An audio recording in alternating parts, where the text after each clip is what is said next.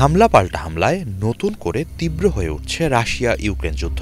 রবিবার রাশিয়ার প্রতিরক্ষা মন্ত্রণালয় জানায়, আগের দিন দোনেস্কের উমাস্কোই গ্রাম দখলে নিয়েছে রুশ সেনাবাহিনী। যুদ্ধক্ষেত্রের বিভিন্ন এলাকায় ইউক্রেন সেনাদলের ওপর হামলা চালিয়ে তাদের অস্ত্র ও গোলাবারুদের মজুদ ধ্বংস করা হয়েছে।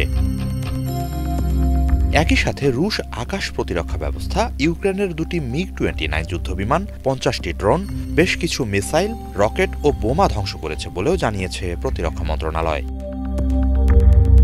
এদিকে একই দিনে ইউক্রেনের জেনারেল স্টাফ জানান, পোক্রোভাস্ক অঞ্চল জুড়ে রুশ সেনাদের সাথে 17টি খণ্ডযুদ্ধ হয়েছে ইউক্রেনের সেনাদের। এ এলাকায় লড়াই তীব্র আকার ধারণ করেছে। খার্কিভ অঞ্চলে রাশিয়ার একটি হামলা ভেস্তে দেওয়ার কথা জানিয়েছেন জেনারেল স্টাফ। এ সময় শত্রুপক্ষের একাধিক সাঁজোয়া যান ও কামান ধ্বংস করার কথাও জানিয়েছেন তিনি।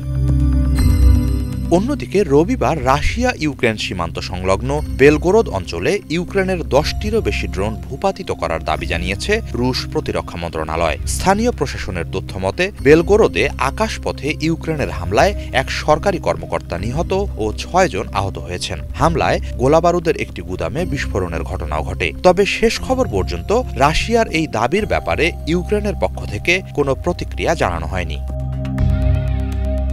হিজল জোবায়ের, বাংলা ভিশন।